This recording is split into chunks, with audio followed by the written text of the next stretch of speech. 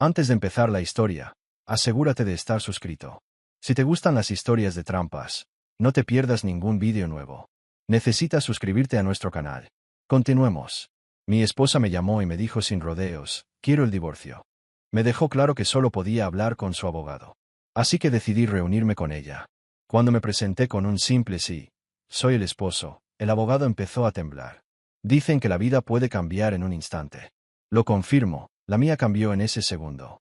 Sentí como si alguien estuviera en primera fila viendo mi desastre personal un martes por la tarde.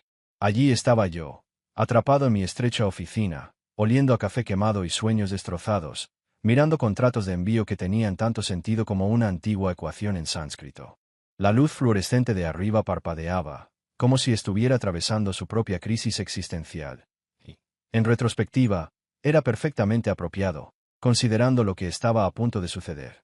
Mi escritorio estaba enterrado bajo una pila de papeles que haría que el Everest pareciera un montón de hojas sueltas, regulaciones de importación, formularios de aduanas y suficiente burocracia como para envolver a todo el estado de Texas. Llevaba 8 años dirigiendo mi propia empresa de logística, convirtiendo lo que empezó como una operación individual en una sólida. Logré convertir una vieja camioneta en un negocio que realmente pagaba las cuentas, y aún me sobraba dinero. Nada mal para alguien que antes se ganaba la vida cambiando aceite, ¿verdad? El teléfono sonó a las 2:47 de la tarde. Lo sé perfectamente porque miré el reloj, preguntándome si era socialmente aceptable empezar a beber antes de las 5 de la madrugada un martes. El identificador de llamadas mostraba a Isabella, con un emoji de corazón aún junto a su nombre. Mi esposa, con la que llevo 13 años casado, llamaba durante su sesión de yoga y cata de vinos. Es extraño, pero pensé que quizá querría ir a cenar a algún restaurante elegante, como siempre. Hola, cariño, dijo, medio en broma, pensando en el nuevo asador o en nuestra comida italiana de siempre. Silencio. No el silencio cómodo de la indecisión entre dos reality shows, sino un silencio que revuelve el estómago, de esos que presagian un desastre inminente. Marcus, dijo. Solo mi nombre, pronunciado como si leyera un veredicto judicial. Y luego, esto ya no funciona. 7 palabras. 7 palabras que detonaron mi vida como una bomba nuclear verbal. Me reí. Una risa nerviosa, de esas que dicen, ¿qué demonios está pasando? ¿Esto no funciona? El lavavajillas. Porque prometí arreglarlo. No, Marcus. No se trataba del lavavajillas. Se trataba de nuestro matrimonio. Dijo, fría y directa, quiero el divorcio. El mundo se quedó en silencio. Un silencio tenso, el que precede a un tornado a punto de destruirlo todo. Mi corazón latía con fuerza, resonando como una banda de música al derrumbarse. A partir de ahora tendrá noticias de mi abogado. No intente contactarme directamente. Y así, 13 años de matrimonio, 13 años de buenos días, noches tranquilas, planes juntos, terminaron con menos ceremonia que pedir una pizza. Me quedé allí, aferrado al teléfono, intentando comprender cómo todo pudo desmoronarse así. Los contratos de envío me miraban con burla, como si supieran que mi vida personal se había derrumbado mientras yo me preocupaba por los contenedores y los horarios. Prioridades reales, Marcus. Mucha calma. Mi cerebro empezó a dar vueltas como un disco rayado, repasando viejas conversaciones, buscando alguna pista que se me hubiera escapado. ¿Había estado distante últimamente? Quizás. Pero Isabella siempre tenía ese aire ligeramente distante, parte del encanto de salir con alguien que parecía una elegante escultura de hielo, que de vez en cuando recordaba sonreír. ¿Estábamos peleando? Ni de cerca. Nuestros conflictos se limitaban a cosas de pareja. ¿A quién le tocaba sacar la basura? ¿O porque mis calcetines estaban esparcidos por la habitación? ¿De verdad necesitábamos ir a la fiesta de su amiga, su tercera boda con el mismo chico? Nada a lo que valiera la pena prestar atención. Y aún así, estaba a punto de destruir toda nuestra relación por teléfono. La puerta de la oficina crujió y la cabeza de Leo asomó, curiosa y preocupada como un perrito de las praderas. Leo, mi asistente, un chico de 20 y pocos años, tenía la energía suficiente para abastecer a una ciudad entera y una asombrosa capacidad para percibir el drama a 3 pisos de distancia. Jefe, ¿está bien? Parece que acaba de ver un fantasma, o que su restaurante favorito cerró definitivamente. Debería estar bien. Patético, porque Leo entró directamente a la oficina, algo que normalmente evitaba como si tuviera algún tipo de enfermedad contagiosa del papeleo. Sí, estoy bien, solo cosas familiares. Una mentira amarga, con sabor a leche caducada. Asintió, pero sus ojos no daban crédito a mi actuación. ¡Qué listo! ¿Quieres que reprograme tu reunión de las 4 de la tarde con Henderson's Shipping? Puedes reprogramar. Necesitaba pensar.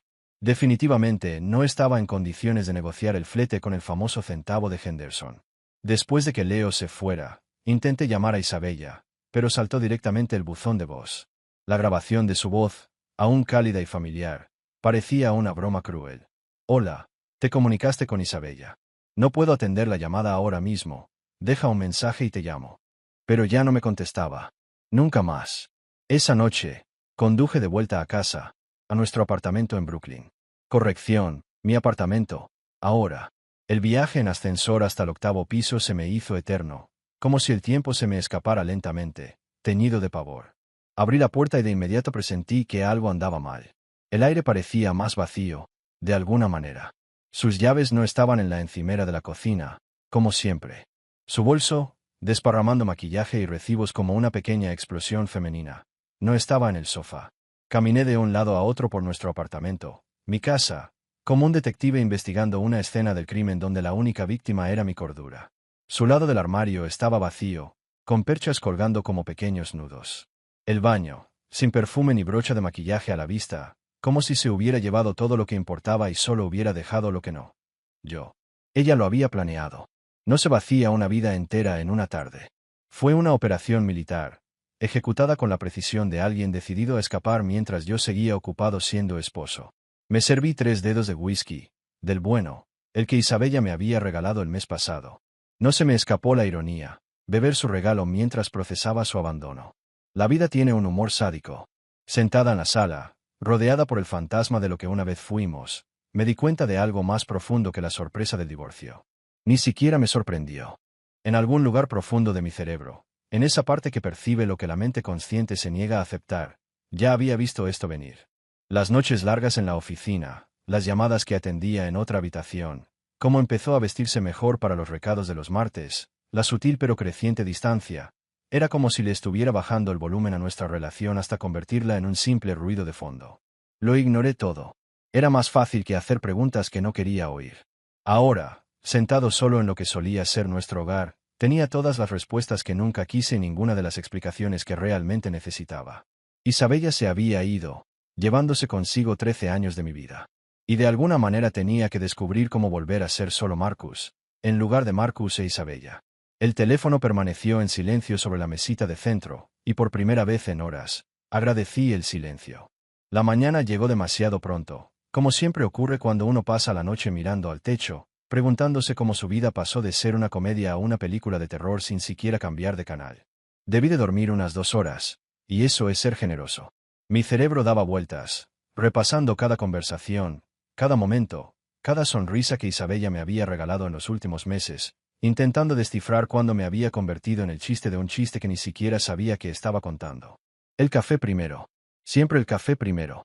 La regla número 1 para sobrevivir a cualquier crisis, ya sea un envío roto o que tu esposa decida que eres tan útil como una taza de chocolate caliente.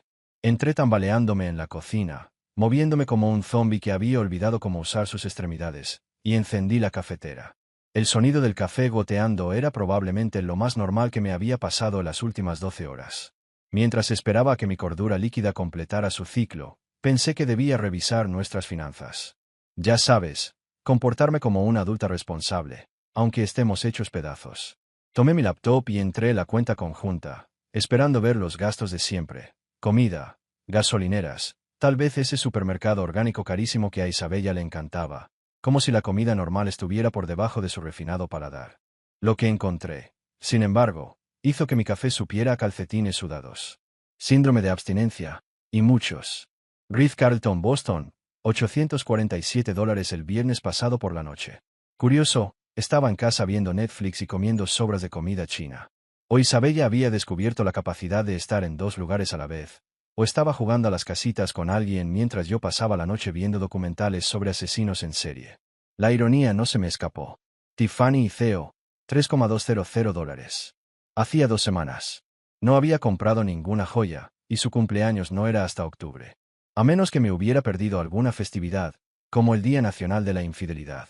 Todo empezaba a parecer sospechoso. Morton Stackhouse, $394. Varios cargos recientes. Siempre para 2 personas. Siempre en días en los que supuestamente trabajaba hasta tarde o viajaba. Excepto que no había viajado en los últimos 3 meses, y mi trabajo tardío solía consistir en reparto de pizza y hojas de cálculo, no en un restaurante elegante que cobraba más por una comida de lo que gano en un día. Cuanto más navegaba, peor me sentía. Era como ver una película de mi propia vida, y yo no era el protagonista. Era el marido despistado que muere en el primer acto, dejando espacio para que comenzara la verdadera historia. Citas nocturnas que nunca tuve. Habitaciones de hotel en las que nunca dormí. Joyas que nunca compré. Mi esposa vivía una existencia paralela, y yo, sin darme cuenta, la financié, como un sugar daddy a su propia traición. Y aquí viene la parte más increíble. Nuestra cuenta de inversión conjunta, la que estábamos planeando para el futuro, también mostraba actividad sospechosa. Transferencias importantes. No las que haces al comprar un sofá nuevo o planear unas vacaciones. El tipo de movimiento que indica que alguien está planeando algo grande. Algo permanente. $25,000 transferidos a su cuenta personal hace 3 semanas. Otros $15,000 el martes pasado. Estaba vaciando sistemáticamente nuestros fondos compartidos mientras yo me dedicaba a ser un esposo devoto. Fue como descubrir que tu socia estaba malversando dinero, solo que en lugar de robarme solo dinero, me estaba robando todo el futuro, y se reía de ello en cenas caras. Lo imprimí todo, cada recibo, cada transacción, cada prueba que dibujó una imagen más clara que un televisor 4 Kelvin. Mi esposa no solo me estaba dejando. Estaba desmantelando meticulosamente en nuestro matrimonio mientras yo estaba demasiado enamorado como para darme cuenta de los trabajos de demolición. Mi teléfono vibró con un correo electrónico. El asunto me disparó la presión arterial. Solicitud de reunión. Kessler and Associates. Harold Kessler. Incluso quienes no entendían de derecho conocían ese nombre. Kessler era el jefe supremo del panorama legal de Boston. El tipo al que llamabas cuando querías aplastar a tus enemigos y escuchar sus lamentos narrados por contables llorosos.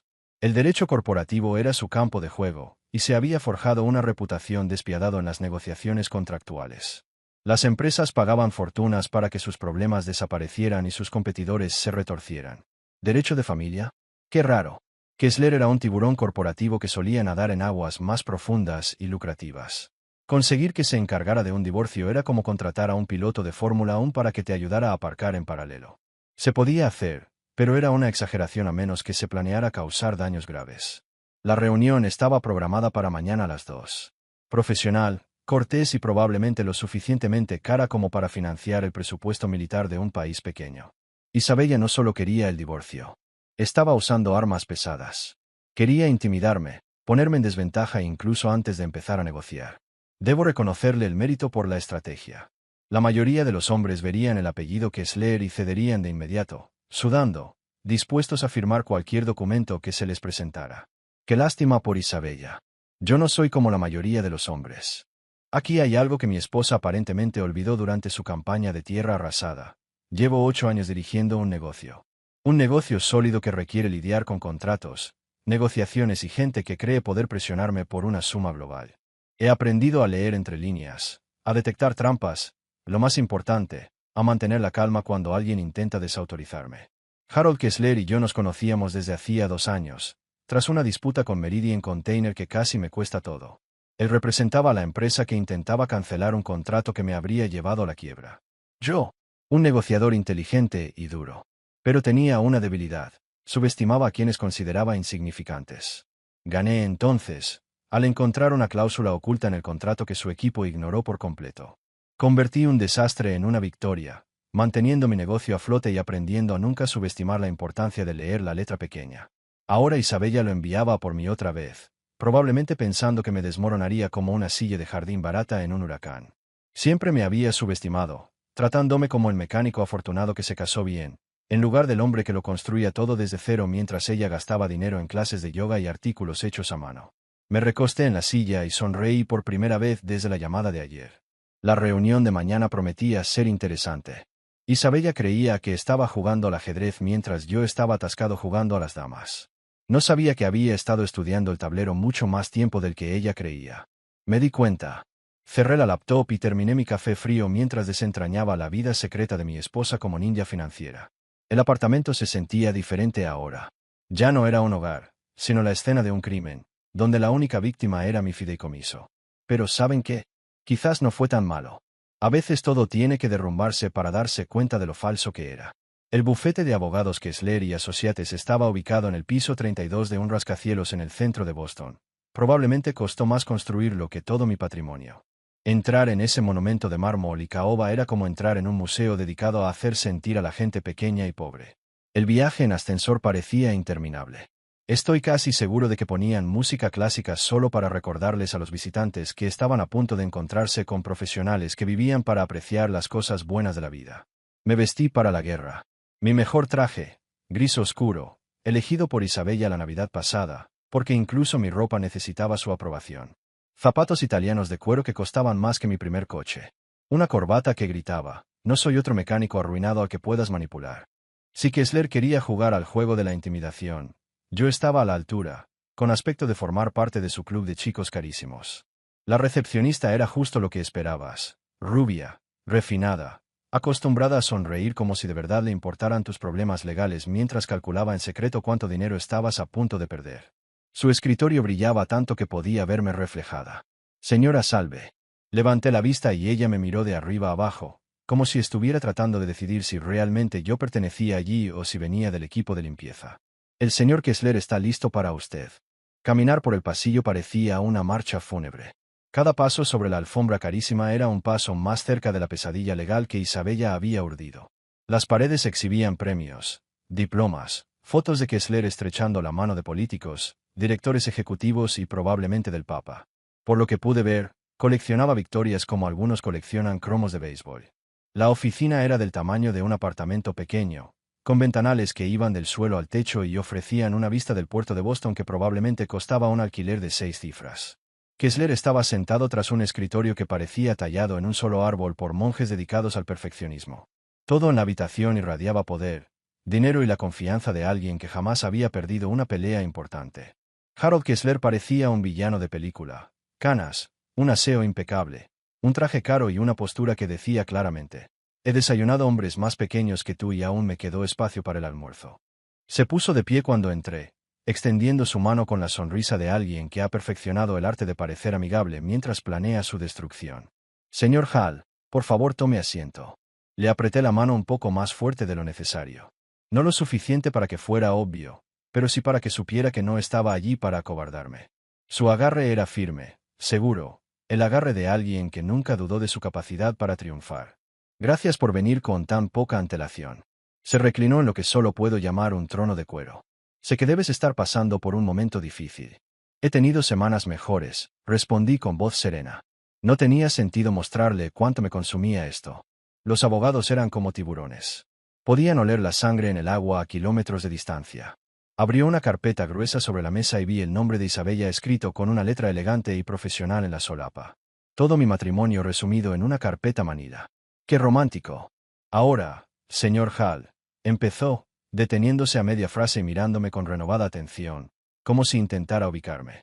Su expresión de confianza vaciló un instante, reemplazada por una mezcla de reconocimiento e indigestión. Disculpe. Nos conocemos. Me suena. Era el momento que había estado esperando. Me recosté en la silla y ofrecí mi sonrisa más inocente, la que solía reservar para los agentes de tráfico y los auditores de Hacienda. Marcus Hall, Hill Logistics. Llevamos unos 2 años discutiendo sobre el problema de los contenedores de Meridian. El color se le esfumó de la cara más rápido que el agua de un desagüe obstruido. Observé cómo recordaba exactamente quién era yo. Más importante aún, cómo había terminado esa batalla legal. Para él, había sido una pérdida inusual y costosa. Para mí, había sido la diferencia entre la bancarrota y construir algo por lo que valiera la pena luchar. Las manos firmes y seguras de Kessler empezaron a temblar levemente al volver a coger el maletín. Sutil, pero perceptible. Había pasado suficiente tiempo en negociaciones como para reconocer cuando alguien se da cuenta de que está jugando un juego que podría no ganar. Ah, sí. Ahora lo recuerdo. La cláusula de arbitraje oculta en la sección 47 del contrato de transporte, la que tu equipo pasó por alto durante el descubrimiento.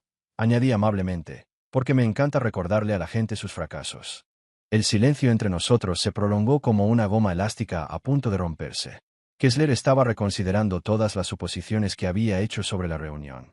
Isabella, al entrar en su oficina, probablemente me pintó como un trabajador descuidado que agradecería cualquier migaja.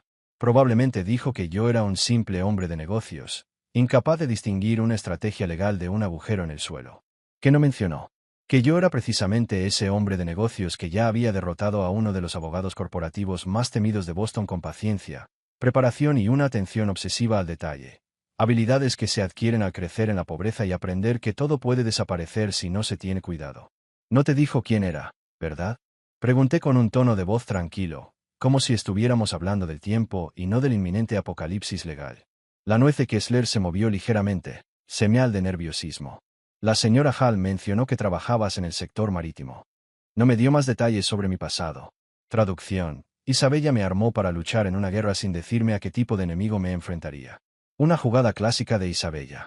Siempre se le daba bien obligar a otros a luchar sus batallas, guardándose los detalles importantes para sí misma. Bueno, dije, levantándome y alisándome la corbata, esto va a ser divertido. Podía ver cómo le daba vueltas la cabeza. Probablemente se preguntaba si podría abandonar a Isabella sin parecer un novato. Harold Kessler, uno de los abogados más temidos de Boston, intimidado por un tipo que se ganaba la vida cambiando aceite. Su reputación estaría encantada con esta historia en el club de campo. Señor Hall, comenzó, controlando la voz, quizá deberíamos hablar de un enfoque más colaborativo para estos procedimientos. Colaborativo. Traducción. Por favor, no me avergüences en el juzgado como la última vez. Casi me dio pena. Casi. Estoy seguro de que podemos llegar a algo. Respondí, caminando hacia la puerta. Cada palabra flotaba en el aire como una promesa de que el juego había cambiado de manos. Isabella, llámame cuando estés lista para tener una conversación real, en lugar de esconderte detrás de trajes caros. Me detuve en la puerta y me giré, ofreciéndole a Harold mi mejor sonrisa de servicio al cliente. Ah, y Harold, la próxima vez que alguien te contrate para intimidar a su marido, pide primero un poco más de información. Así evitaremos momentos incómodos para todos. Salir de esa oficina fue mejor que ganar la lotería. Bajar en ascensor fue completamente diferente a subir. En lugar de miedo, sentí algo que no había experimentado desde la llamada de Isabella: control. Por primera vez desde que mi mundo estalló, no solo reaccionaba a sus movimientos. Estaba creando los míos propios. La recepcionista me vio salir, visiblemente confundida. Normalmente, después de las reuniones con Harold Kessler, la gente parecía como si les hubiera atropellado un camión lleno de malas noticias. Probablemente yo parecía a alguien que acababa de ganar un premio en la feria de condado. Afuera, Boston hacía lo de siempre: bocinazos, gente corriendo, vendedores ambulantes ofreciendo perritos calientes que olían mejor de lo que probablemente sabían. La vida normal continuaba, mientras que la mía estaba patas arriba, temblando como una bola de nieve. Pero por primera vez desde ayer, sentí que iba a caer de pie cuando todo se calmara. Isabella cometió su primer error. Intentó asustarme con un abogado que conocía mis habilidades. Llevó una pistola a una pelea de cuchillos, pero olvidó que yo ya sabía desmontar armas específicas y usar las piezas para construir algo mejor. Cogí el teléfono y llamé a Leo. Jefe, ¿qué tal la reunión con el abogado? Del 1 al 10. ¿Estamos perdidos? Cambio de planes, Leo. Cancela todo lo que queda de semana. Tengo que investigar un poco. ¿Investigación? ¿Qué tipo de investigación? Por favor, dime que no implica más papeleo. Ya estoy saturado de manifiestos. Eché un vistazo al edificio Kessler, viendo a gente con trajes caros correteando como hormigas en un hormiguero de lujo. El tipo de caos que haría todo este lío aún más interesante. Isabella creía haber planeado la escapada perfecta: mudarse, contratar a un abogado de primera y esperar que yo firmara cualquier papel que cayera ante mí. Me había subestimado antes, y al parecer el matrimonio no había corregido ese punto ciego. Era hora de recordarle por qué había sido un error. Regresar a casa de la oficina de Kessler fue como regresar de una batalla victoriosa, pero la guerra apenas comenzaba. Puede que Isabella se marchara confiada en su elección de representación legal, pero no era estúpida. Manipuladora, sí. Calculadora como un gran maestro de ajedrez con problemas paternos, pero no estúpida. Se reagruparía, probablemente despediría a Kessler y atacaría a alguien sin antecedentes de que yo lo hiciera quedar como aficionado. Esto significaba que necesitaba explorar mi arsenal antes de que aprendiera a jugar bien. Fui directo a la caja fuerte de nuestra habitación, mi habitación ahora, supongo. Estaba escondida tras un cuadro abstracto que Isabella insistía en que era arte, pero que parecía más bien una explosión de pintura cara. La caja fuerte, también idea suya, era digna de Fort Knox, diseñada para proteger documentos importantes de cualquier ladrón curioso. La combinación fue la fecha de nuestra boda, porque Isabella tenía un sentimentalismo selectivo sobre las cosas que le importaban: el 15 de julio de 2011. El día que prometí amarla, honrarla y aparentemente financiar su doble vida secreta hasta que la muerte o unas llamadas telefónicas devastadoras nos separaran. Dentro de la caja fuerte estaba la colección habitual de responsabilidades adultas, pasaportes, pólizas de seguro, la escritura del apartamento y, escondido en la parte trasera, como si hubiera estado ahí esperando este preciso momento, nuestro acuerdo prenupcial. Ese maldito acuerdo prenupcial que causó más discusiones que todas las demás discusiones de matrimonio juntas. Cogí el libro y miré la portada. Acuerdo matrimonial entre Marcus William Hall e Isabella Catherine Thornton. Incluso ver su apellido de soltera impreso fue como un puñetazo en el estómago. En cuanto decidió que no valía la pena, Isabella volvió a ser una Thornton. Todo ese asunto del acuerdo prenupcial había sido una brillante idea suya cuando nos comprometimos. Yo tenía 24 años, trabajaba de mecánico en el taller de Tony y ganaba lo suficiente para mantener mi departamento de control de alquileres y mi Honda de 15 años en marcha. Ella era Isabella Thornton, hija de un banquero de inversiones, acostumbrada a ver a la gente común como curiosidades interesantes en eventos benéficos. Es solo para proteger los bienes de la familia, dijo, con dulces sonrisas y explicaciones razonables. ¿Entiendes, verdad? Mi padre insiste. No es nada personal. No es nada personal. Como si pedirle a tu futuro esposo que firmara un documento asumiendo que podía robarte a ciegas no fuera realmente personal. Era joven, estaba enamorada y era insensata. Pensé que si firmar unos papeles era el precio de casarme con la mujer más hermosa que jamás me había dado atención. Entonces, ¿qué demonios? ¿Dónde firmé? Lo que Isabella y su padre, un abogado tan sofisticado, no se dieron cuenta es que, de hecho, lo leí entero, de principio a fin, 2 veces. La mayoría de los hombres simplemente habrían firmado donde les decían. Pero crecer en la pobreza te enseña que el diablo está en los detalles, y esos detalles suelen estar diseñados para perjudicarte. El acuerdo prenupcial era típico de las familias adineradas. Su dinero seguía siendo suyo. Cualquier negocio o propiedad adquirida durante el matrimonio se dividiría según su contribución y esfuerzo. En otras palabras, lo mío es mío, lo tuyo es negociable. Pero luego estaba el artículo 12, subsección C, la cláusula de infidelidad. Recuerdo haberme reído cuando lo leí por primera vez. Isabella quería incluir una pena severa para cualquier cónyuge que engañara al otro. ¿Su razonamiento? Eres demasiado guapo para confiar en ti, Marcus, y he visto cómo te miran las mujeres cuando les arreglas el coche. Necesito protección. La ironía era tan intensa que podría cortarla con un cuchillo de mantequilla y servirla en la cena. Según la cláusula, si uno de los cónyuges cometía adulterio, el otro recibiría la mitad de todos los activos e inversiones de la empresa adquiridos durante la unión, además de una sanción económica que haría que cualquier infiel reconsiderara sus decisiones de vida. Isabella ideó esta arma pensando que yo sería quien lo arruinaría todo. Sus palabras, no las mías. Me senté en el borde de la cama, leyendo la cláusula que ahora parecía un mapa del tesoro que la llevaría a la ruina. La mujer que exigía esta protección ante mis supuestas divagaciones me había dado, sin querer, la opción nuclear en nuestro proceso de divorcio. La parte de los activos de la empresa era particularmente deliciosa. Cuando nos casamos, solo tenía sueños y una ética de trabajo decente. Ahora, Hill Logistics valía una fortuna. De ser una operación unipersonal, se había convertido en una empresa con 12 empleados, una flota de camiones y contratos con algunos de los mayores importadores de la costa este. El apartamento valía fácilmente $500,000, y nuestra cartera de inversiones había crecido tanto que hacía que el fondo fiduciario de la familia Thornton pareciera una miseria. Todo adquirido durante nuestro matrimonio.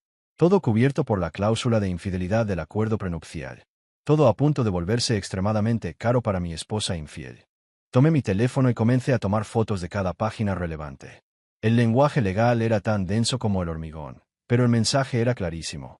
Quienes rompieran sus votos matrimoniales estarían a punto de ser destruidos financieramente, y quienes permanecieran fieles, a punto de enriquecerse considerablemente.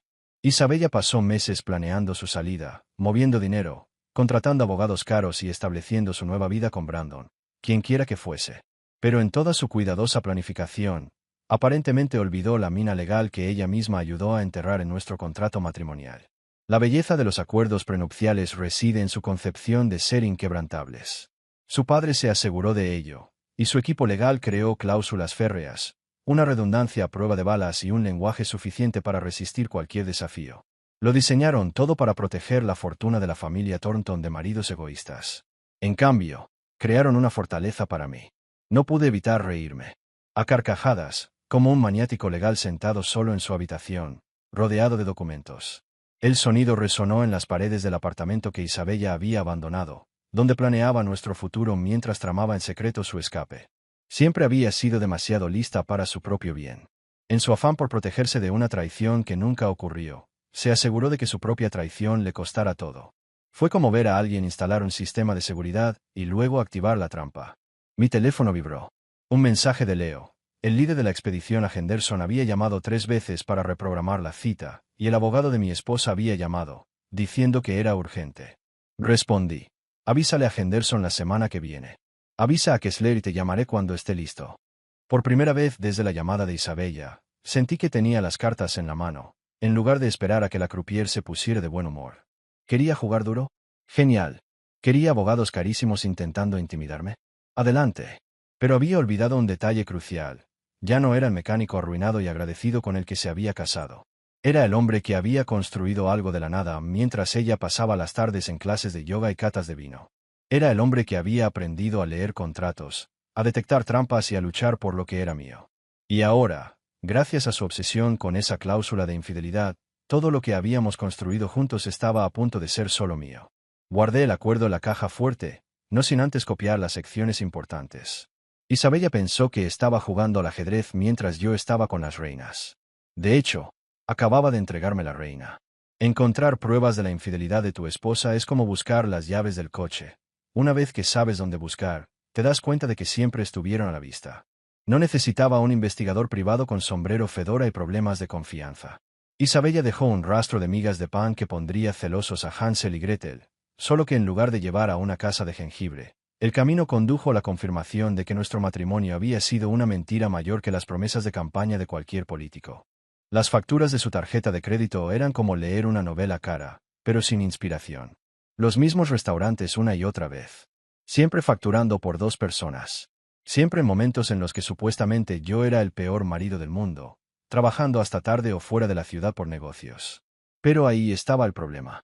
Llevo calendarios detallados porque dirigir una empresa de logística significa saber dónde está todo en todo momento, incluyéndote a ti.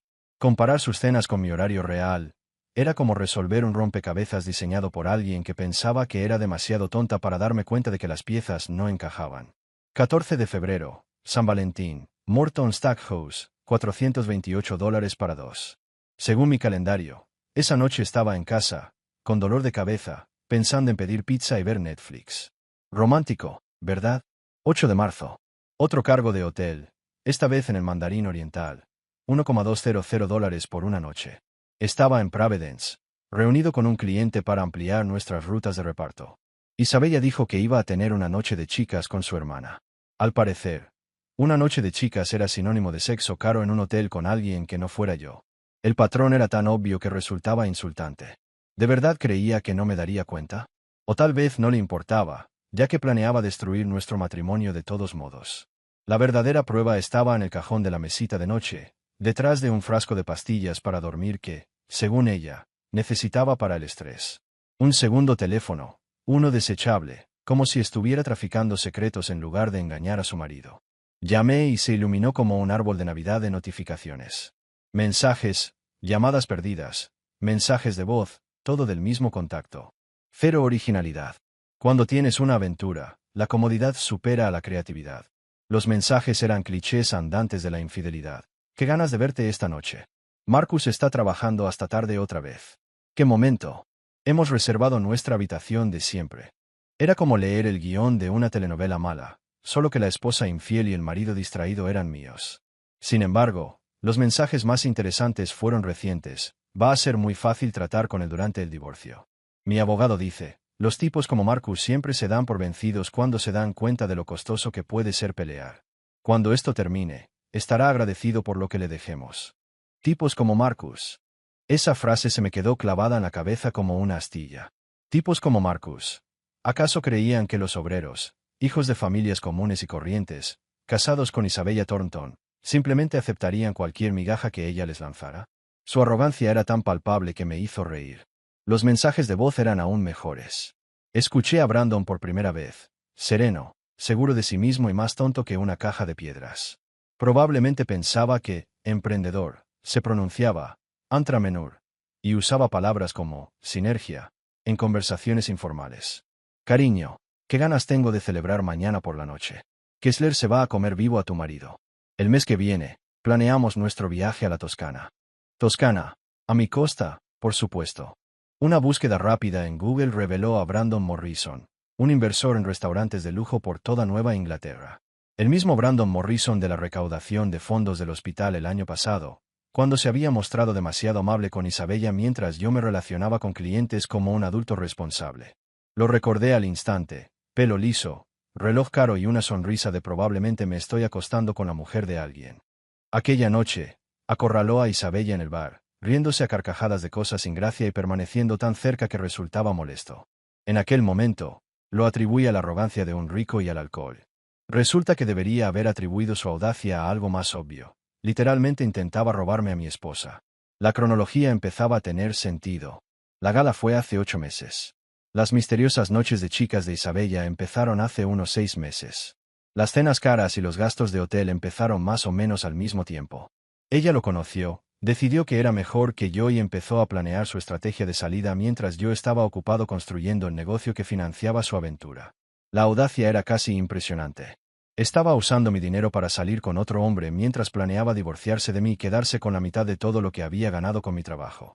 Era como descubrir que tu propio socio estaba malversando fondos para fundar una empresa rival. Solo que, en lugar de robarme solo dinero, me estaba robando todo el futuro y se reía de ello mientras bebía champán que yo había pagado.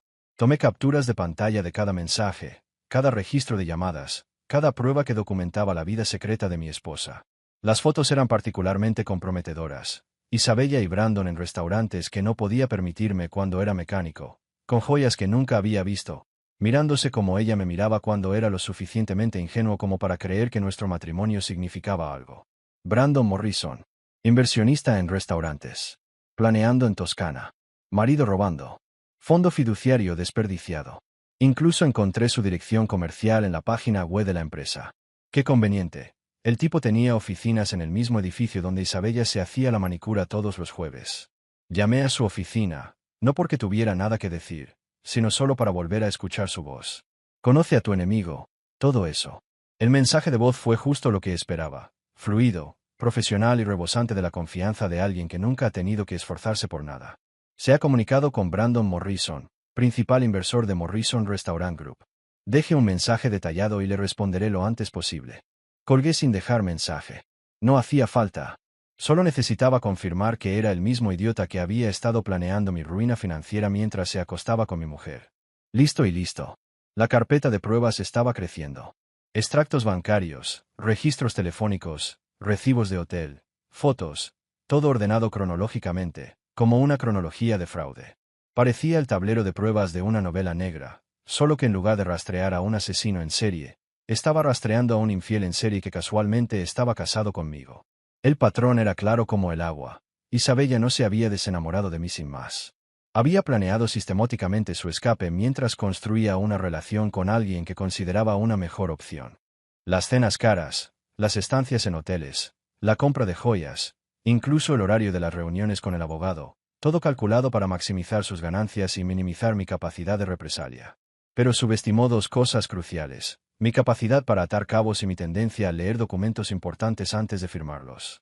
El acuerdo prenupcial que había insistido en redactar para protegerse de mi supuesto adulterio estaba a punto de convertirse en el arma que destruiría sus planes cuidadosamente trazados. Me serví otro whisky, un hábito peligroso, pero en momentos desesperados. Está bien, y llamé a Leo. Jefe, por favor, dígame que no me va a pedir que haga algo ilegal. Porque, en serio, veo demasiadas series policíacas y estoy bastante seguro de que no tengo madera de preso. Nada ilegal, Marcus. Solo necesito que despejes tu agenda para el resto de la semana. Tengo algunos asuntos personales que atender. Divorcio. ¡Qué fastidio! Isabella parecía simpática. Lástima que los infieles siempre parecen simpáticas hasta que te apuñalan entre los omóplatos. Pero Leo no tenía por qué enterarse de mis desastres matrimoniales. Ya tenía suficientes problemas con los plazos de entrega y el papeleo aduanero. Agárrate fuerte. Vuelvo el lunes. Colgué y miré mi colección de pruebas extendidas sobre la mesa. Mañana volvería a ver a Harold Kessler. Pero esta vez, no entraría como el esposo confundido y desconsolado. Entraría como un hombre armado con un acuerdo prenupcial, un montón de pruebas y una clara comprensión del coste que el caso tendría para mi futura exesposa. Isabella creía haber planeado el crimen perfecto. Poco sabía que estaba a punto de planearlo contra ella misma. A veces el universo tiene un sentido del humor enfermizo. Como cuando estás sentado en un café del centro, intentando destruir legalmente a tu esposa infiel, y la clave de todo aparece ante ti, temblando como si estuvieras a punto de vomitar de nervios. Elegí Café Luna, wifi gratis, café decente y el tipo de ruido de fondo que ahoga el sonido de tu vida desmoronándose en tiempo real. Me senté en una mesa de la esquina, con la laptop abierta, fingiendo que trabajaba en horarios de entrega mientras buscaba en Google cómo probar el adulterio en Massachusetts. Deprimente. El divorcio sin culpa significa que probar la infidelidad de alguien solo garantiza la satisfacción personal de tener razón. Pero los acuerdos prenupciales eran diferentes. Sobre todo aquellos con cláusulas de infidelidad, contratos legales en sangre. Romperlos era costoso. Mientras me adentraba en el mundo legal, alguien se aclaró la garganta junto a mi escritorio. Levanté la vista, esperando encontrarme con una barista o una persona sin hogar. En cambio, vi a una joven de unos 25 años, con el pelo oscuro recogido en una coleta nerviosa, vestida con ropa sencilla de oficina, con las manos ligeramente temblorosas y mirando a su alrededor como si temiera que alguien la estuviera observando. Disculpe, dijo casi susurrando, ¿es usted Marcus? Marcus Hall, respondí, inmediatamente alerta. Que desconocidos sepan tu nombre nunca es buena señal, sobre todo después de que tu vida matrimonial se haya desmoronado. Depende de a quién le preguntes, respondí, cerrando mi portátil y observándola. No parecía una agente de la ley ni una investigadora privada. Pero Isabella fue lo suficientemente lista como para contratar a alguien discreto. Soy Chloe, dijo, sentándose en la silla frente a mí sin que la invitara. Chloe Martínez. Trabajo para Brandon Morrison. Bueno, genial. El universo definitivamente estuvo trabajando horas extras hoy. Creo que tenemos que hablar, continuó Chloe con voz firme. Sobre tu esposa y mi jefe. Observé su rostro, buscando indicios de que se trataba de una trampa. Quizás Isabella la había enviado a recabar información. O quizás formaba parte de alguna elaborada estrategia legal que aún no entendía. Pero Chloe parecía realmente nerviosa, como alguien a punto de revelar secretos que podrían costarle el trabajo o algo peor. ¿Y ellos? Pregunté con voz neutra. No tenía sentido mostrar mis cartas antes de saber a qué jugábamos. Chloe volvió a mirar a su alrededor, se inclinó hacia adelante y bajó la voz. Llevo 2 años siendo asistente de Brandon. Me encargo de su agenda, sus llamadas, sus viajes. Sé un montón. ¿Qué clase de cosas? Pregunté. Cosas que probablemente interesarían a un marido cuya mujer le ha estado mintiendo durante meses. Metió la mano en su bolso, sacó una pequeña memoria USB y la puso sobre la mesa, entre nosotras. La mesa parecía haberse convertido en un campo minado. 6 meses de correos electrónicos, mensajes de texto, fotos, reservas de hotel y restaurante. Todo. Me quedé mirando la memoria USB como si me fuera a morder. ¿Por qué harías eso? ¿Por qué arriesgar tu trabajo para ayudar a alguien que no conoces? Pregunté. La expresión de Chloe se endureció. Por primera vez, no era solo nerviosismo, era ira genuina. Porque los he oído planear esto durante meses. La forma en que hablan de ti es repugnante. Isabella no para de decir que eres demasiado tonta para defenderte, demasiado agradecida de estar casada, y que probablemente le agradecerás que te haya dejado. ¿Y Brandon? Peor aún.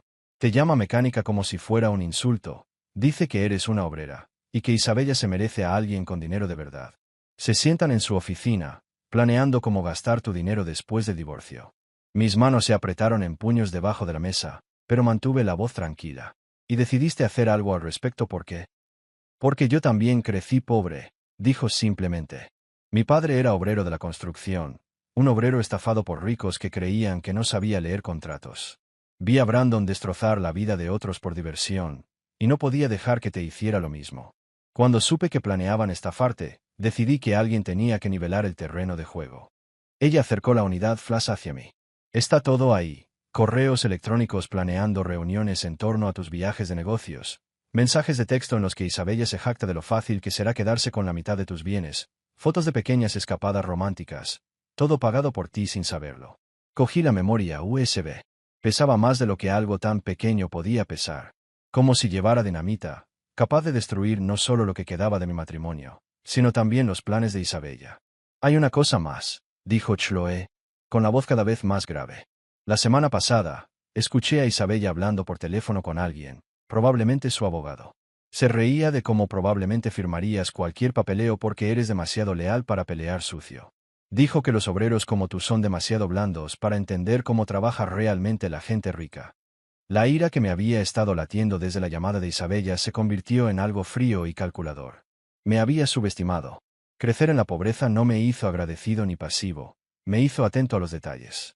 Casarme con ella fue un regalo que nunca usé para luchar por lo que era mío. Hasta ahora. Isabella siempre se ha equivocado en muchas cosas, pero este podría haber sido su mayor error de cálculo hasta ahora. ¿Cómo sé que esto no es una trampa?, pregunté. Incluso los hombres enojados deben desconfiar de los regalos que parecen demasiado buenos para ser verdad. Chloe sacó su teléfono y me enseñó una foto de Isabella y Brandon en un restaurante caro. Estaban tomados de la mano por encima de la mesa, mirándose como adolescentes enamorados, vestidos con ropa que probablemente costaba más que el alquiler de muchos apartamentos de Boston. Al fondo, apenas visible, estaba Chloe, claramente tomando la foto. La tomé el martes pasado, dijo. Esa misma noche, Isabella dijo que estaba en el club de lectura para hablar de una novela sobre el empoderamiento femenino. Irónico, considerando que está a punto de aprender lo que es el verdadero empoderamiento.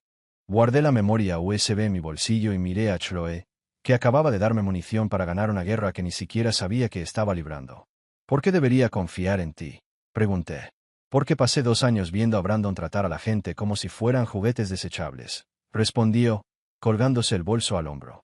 Lo he visto destruir matrimonios, arruinar negocios y reírse de ello. Su esposa se cree especial, pero es solo su último pasatiempo. En 6 meses después de formalizar el divorcio, se cansará de ella. Chloe se detuvo al borde de la mesa, mirándome con algo que podría haber sido lástima o respeto. La diferencia es que, cuando él se canse de Isabella, ella no tendrá un marido con un negocio exitoso al que recurrir. Solo le quedarán los restos del fideicomiso y hábitos caros que ya no puede permitirse. Y con ese pensamiento, se levantó y se alejó, dejándome sentada en una cafetería con una memoria USB llena de evidencia y la certeza de que el plan perfecto de Isabella tenía más defectos que el queso suizo. Terminé mi café y me fui a casa sintiéndome como si me hubiera ganado la lotería. Isabella creía estar jugando al ajedrez mientras yo me tambaleaba por el tablero como un peón despistado. Era hora de mostrarle lo que pasa cuando los peones aprenden a pensar como reinas. Regresar a la oficina de Kessler 3 días después fue como regresar a la escena de un crimen. Solo que esta vez, yo no era la víctima. Era Marcus Hall, un empresario exitoso, un guardián de las pruebas y un verdadero problema para cualquiera que pensara que podía estafarme sin consecuencias. La recepcionista me miró igual que antes, pero ya no era el marido confundido y desconsolado. Estaba preparado. Señor Hall, dijo con ese tono perfecto de falsa amabilidad profesional. El señor Kessler le espera. Claro que me estaba esperando, respondí con una sonrisa que desmentía mi ventaja. Había llamado a la oficina esa mañana y le había dicho a la secretaria que necesitaba una reunión urgente para aclarar detalles importantes sobre el caso de mi esposa. Lo que no mencioné incluía pruebas de adulterio, fraude financiero y suficientes mentiras documentadas como para hacer temblar a un abogado de renombre. Esta vez, el paseo por el pasillo no parecía una marcha fúnebre, sino más bien una vuelta de la victoria aún en curso.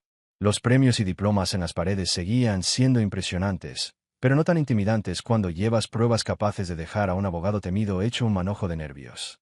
La oficina de Kessler todavía parecía sacada de un número de Architectural Digest, un monumento al dinero malgastado en muebles caros.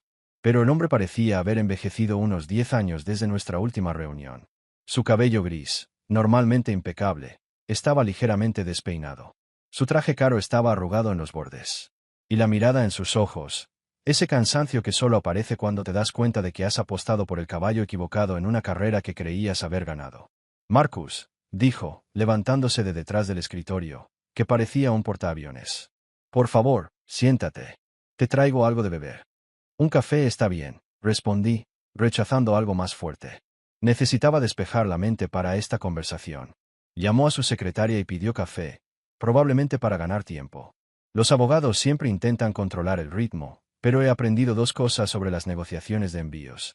A veces la mejor estrategia es dejar que la otra persona sude mientras evalúas exactamente qué tan profundo es el hoyo que se ha cavado. Me senté en la silla que había ocupado 3 días antes, solo que esta vez no estaba allí para que me intimidaran. Él estaba allí para soltar una bomba genial que haría que Hiroshima pareciera una barbacoa en el jardín. Kessler se recostó en su trono de cuero, intentando proyectar confianza como si eso funcionara con todos los demás cónyuges aterrorizados. He tenido la oportunidad de revisar la solicitud inicial de su esposa. Solicita una división directa de bienes, además de una pensión alimenticia razonable, mientras se adapta a una vida independiente. Una pensión alimenticia razonable. Me reí para mis adentros. Financiar la aventura extramatrimonial de alguien, y aún así pagar por su libertad parecía razonable, sin duda. Sin rodeos, repetí, cogiendo la carpeta que había preparado. Qué interesante elección de palabras, Harold. ¿Puedo llamarte Harold? Ya somos prácticamente viejos amigos. Su sonrisa se desvaneció. Claro. ¿Qué tienes ahí? Coloqué el acuerdo prenupcial abierto en la página que había resaltado en amarillo, con la marca de condena literal. Solo una lectura rápida. Pensé que quizás quisiera refrescar tu memoria sobre los términos de nuestro matrimonio. Los ojos de Kessler recorrieron la página, y observé su transformación. De un bronceado seguro a una palidez preocupada. A un blanco santo en unos 30 segundos. Sus manos, firmes y seguras como siempre, empezaron a temblar como hojas al viento. Leyó, hizo una pausa, volvió a leer, como si las palabras pudieran cambiar si las observaba con suficiente atención. Eso lo cambia todo. Realmente no cambia nada, dijo, con la calma de un instructor de yoga bajo los efectos del Valium. Simplemente confirma lo que siempre ha sido cierto. Tomé la memoria USB de Chloe y la puse junto al acuerdo prenupcial. 6 meses de correos electrónicos, mensajes y fotos que documentaban la aventura de mi esposa con Brandon Morrison. Recibos de hotel, facturas de restaurantes, compras de joyas, todo pagado con nuestras cuentas conjuntas, mientras ella planeaba quedarse conmigo la mitad de todo lo que había construido. Kessler miró la memoria USB como si fuera una serpiente a punto de morder. ¿De dónde sacaste esto? Digamos que no todos en la oficina de Brandon creen que el adulterio es cosa de espectadores, respondí. Lo importante es que esta es una prueba legítima de infidelidad. Y, según el acuerdo prenupcial que su cliente insistió, hace que este divorcio sea una conversación muy diferente a la que usted imaginaba tener. Me incliné hacia adelante, apoyando los codos en la mesa carísima. Harold, te voy a explicar algo y quiero que me escuches con atención, porque solo lo diré una vez. Mi esposa no te contrató porque seas bueno en derecho de familia. Te contrató porque pensó que tu reputación me asustaría y me haría aceptar cualquier migaja que me tiraras. La nuez de Adán de Kessler se movía como si intentara escapar de sí misma. Señor Hall, creo que puede haber algún malentendido, dijo con cautela. El único malentendido, interrumpí, es que Isabella pensó que me intimidaría y me defendería. Le dijo a Brandon que solo era una trabajadora agradecida que firmaría cualquier papel que me pusieras delante. Que probablemente agradecería el privilegio de divorciarme de alguien tan elegante como Isabella Thornton. Cogí el teléfono y reproduje uno de los mensajes de voz de su dispositivo secreto. La voz de Brandon llenó la oficina como un testimonio sonoro de la estupidez. El bebé Kessler se va a comer vivo a tu marido. Un tipo así no sabe cómo luchar contra gente como nosotros. El silencio que siguió parecía tan denso que podría cortarse con una motosierra. Kessler parecía estar resolviendo una ecuación que cambiaba cada vez que creía haber llegado a la solución. Gente como nosotros, repetí, saboreando cada palabra. Qué curioso, Harold. Brandon parece creer que nacer rico lo hace más inteligente que quienes trabajan para ganarse la vida. Isabella parece estar de acuerdo. Creen que soy demasiado tonta y agradecida como para darme cuenta de que me están engañando. Me levanté, me arreglé la corbata y cogí mi maletín. Esto es lo que va a pasar a continuación. Vas a llamar a mi esposa y explicarle que su pequeño caso se ha vuelto muy caro. Le vas a decir que el acuerdo prenupcial en el que insistió está a punto de costarle todo lo que creía que me iba a robar. Y le vas a recomendar que busque otro abogado, porque ambos sabemos que no quieres volver a enfrentarte a mí en los tribunales. El rostro de Kessler pasó de blanco a verde, como si se hubiera mareado en tierra firme. Señor Hall, quizás podamos llegar a un acuerdo que beneficie a todos. Me reí. Harold, la única persona que debe preocuparse por un acuerdo es tu cliente. Yo no fui quien rompió nuestros votos matrimoniales. Yo no fui quien vivió una vida secreta financiada con nuestras cuentas conjuntas. Y definitivamente no soy yo quien va a descubrir que las cláusulas de adulterio no son solo elementos decorativos en un acuerdo prenupcial. Caminé hacia la puerta, me detuve y me di la vuelta. Kessler seguía sentado, con aspecto de haber sido atropellado por un camión lleno de malas noticias legales. Ah, y Harold, la próxima vez que Isabella llame para alardear de lo fácil que será esto, quizá quiera recordarle que la última vez que nos vimos en un entorno legal, Terminaste explicándole a tu cliente por qué me debía un acuerdo de 7 cifras, no al revés. Salí de esa oficina sintiéndome como si hubiera ganado la lotería. Hubiera resuelto el problema del hambre en el mundo y hubiera descubierto el secreto de la eterna juventud. Todo en una misma tarde. Bajar en ascensor fue pura satisfacción. 32 pisos viendo cómo mi confianza se disparaba. La recepcionista me miró confundida. La gente no solía salir de las reuniones con Harold Kessler con el aspecto de alguien que les había entregado las llaves del reino. La mayoría se marchaba con el aspecto de alguien que les había robado el sistema legal y les había cobrado por el privilegio. Afuera, Boston seguía su curso habitual: bocinazos, peatones corriendo, vendedores ambulantes ofreciendo carne de dudosa procedencia a turistas desprevenidos. Pero por primera vez desde la llamada nuclear de Isabella, me sentí parte del mundo de nuevo, en lugar de simplemente verlo desmoronarse. Isabella había cometido su segundo gran error. Primero, olvidó la cláusula prenupcial que ella misma insistió. Ahora, contrató a un abogado que ya sabía exactamente de lo que era capaz cuando alguien intentaba acorralarme. Cogí mi teléfono y llamé a Leo. Cambio de planes. Programe una reunión con nuestro abogado de familia mañana por la mañana. Es urgente. Necesitamos hablar sobre los acuerdos prenupciales y la documentación de apoyo. Jefe, empiezas a parecer uno de esos detectives de suspense legal. ¿Debería preocuparme? Solo si planeas engañar a tu hipotética futura esposa, Leo. Por lo demás, no hay problema. Isabella creía estar jugando al ajedrez tridimensional mientras yo trasteaba con las damas. Resultó que estaba preparando el tablero para un juego que ella ni siquiera sabía que existía. 2 semanas después, me encontré sentado en una sala de conferencias diseñada por alguien que creía que la intimidación era una forma de vida.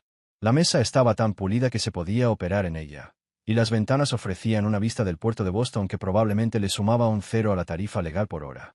Isabella llegó 10 minutos tarde, claro, porque siempre lo hacía. Como cada vez que quería recordarle al mundo quién era, Isabella Thornton. Vestido de diseñador, tacones que podían ser armas y suficientes joyas para financiar una pequeña revolución. Se sentó frente a mí como en un trono, irradiando confianza y una superioridad demostrada.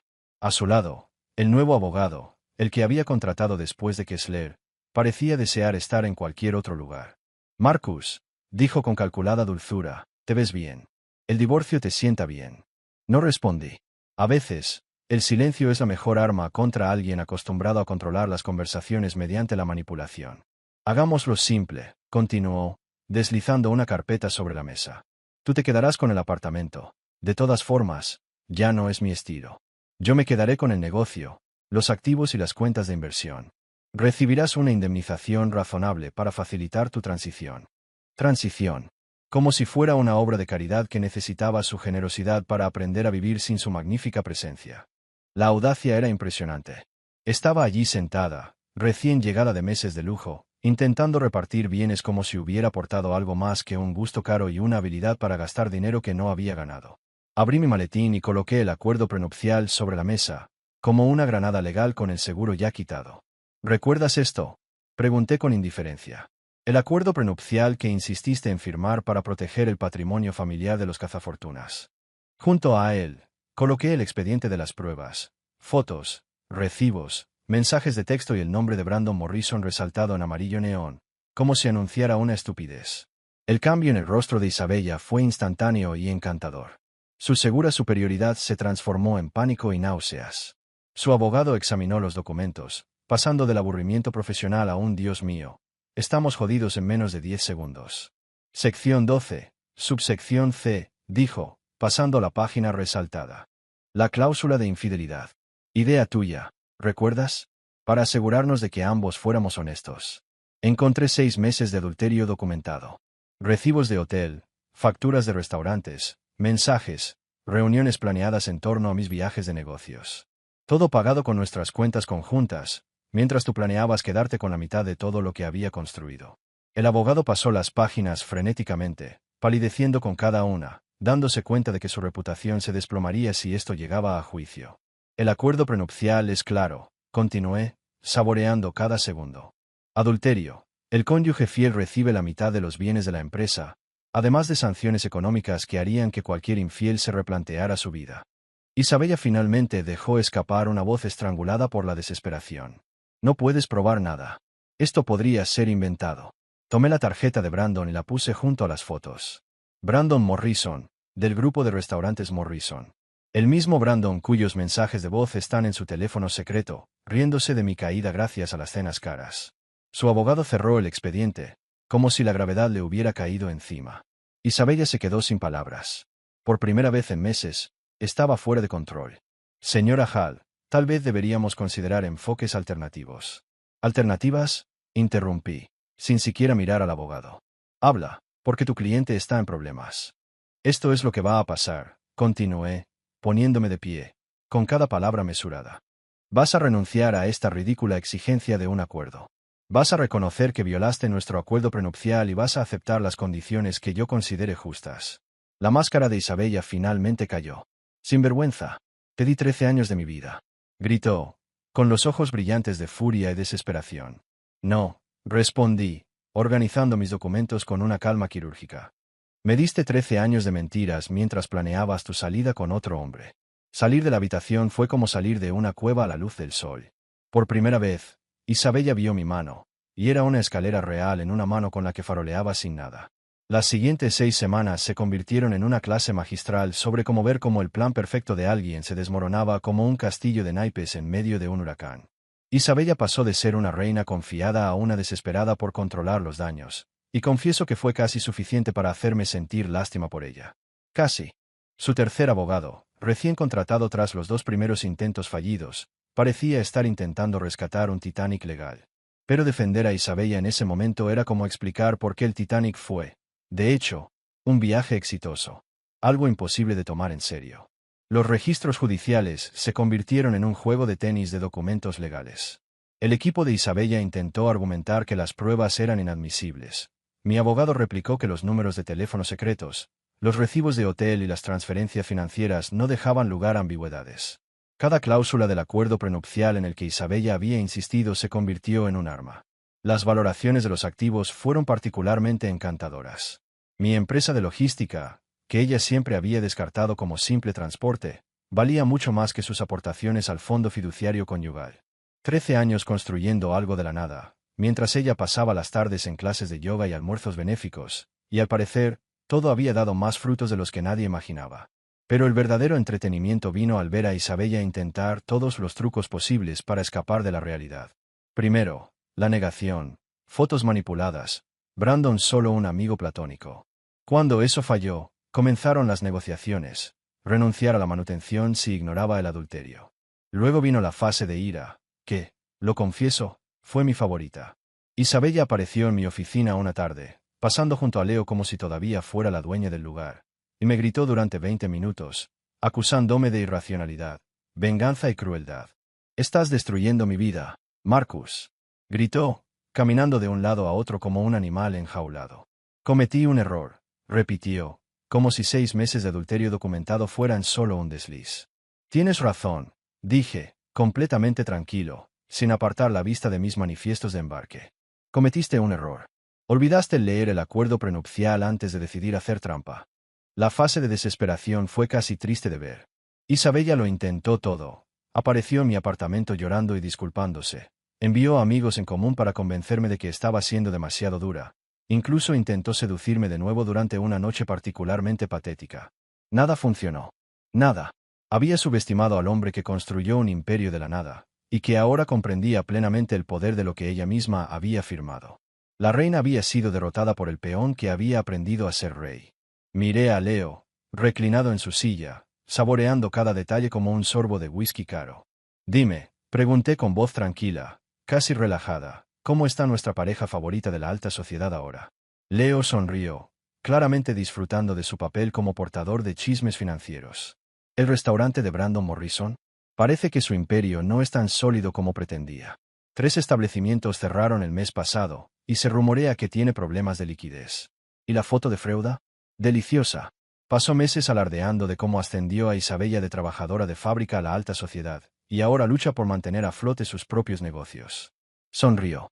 Un mecánico al que una vez detestó estaba sentado en la esquina de un rascacielos planeando la siguiente fase de expansión, mientras el autoproclamado inversionista exitoso intentaba recuperar lo perdido. «Mejora», continuó Leo, visiblemente divertido. Vieron a Isabella por la ciudad buscando trabajo. Al parecer, su fondo fiduciario no es tan ilimitado como pensaba, y los gastos del divorcio se llevaron gran parte de lo que le quedaba. Me reí suavemente. Isabella Thornton, quien una vez gastó más en una sola cena de lo que la mayoría de la gente ganaba en una semana, ahora descubría lo que los demás llamamos realidad. Un trabajo de verdad, con trabajo de verdad, dinero ganado con esfuerzo y responsabilidades de verdad. Cerré los ojos un momento, imaginando el contraste. La mujer que había intentado engañarme y reírse de mis esfuerzos ahora lidiaba con horarios, un jefe exigente y presupuestos ajustados. La vida tiene un sentido del humor perverso, pero justo. ¿Y qué pasa con Brandon? Pregunté, intentando ocultar mi placer casi infantil ante la situación. Bueno, parece que su arrogancia finalmente ha llegado a su límite, dijo Leo. Está abrumado, tratando de salvar lo que le queda, y aprendiendo a las malas que hablar de dinero no es lo mismo que dinero real. Me recosté, mirando por la ventana el puerto de Boston. Pasaban barcos cargando mercancías, sueños y oportunidades. Todo esto era mío. Construido, conquistado, verdaderamente conquistado. Y la lección era clara. Isabella y Brandon podrían haber intentado jugar ajedrez tridimensional conmigo, pero yo aprendí a jugar de verdad. Una leve sonrisa se dibujó en mis labios. A veces la mejor venganza no es la ira. Es seguir viviendo como debe ser, y ver a quienes te subestimaron tropezar con sus propios errores mientras tú avanzas, más fuerte, más sabio y con el control absoluto. Y finalmente tuve el control total. ¿Alguna información sobre qué tipo de trabajo? Pregunté, porque a veces hay que ver cuánto ha bajado la potencia. Venta al por menor, alguna boutique en Back Bay, respondió Leo. Probablemente se pasa el día ayudando a otras mujeres ricas a comprar ropa cara mientras intenta fingir que no está amargada por cómo le va la vida. La justicia poética era casi demasiado perfecta.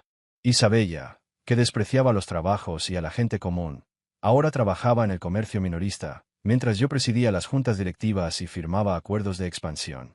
Había dejado a un marido exitoso por un inversor de restaurantes en quiebra y un trabajo estable vendiendo ropa de diseñador a mujeres que, irónicamente, probablemente le recordaban a ella misma.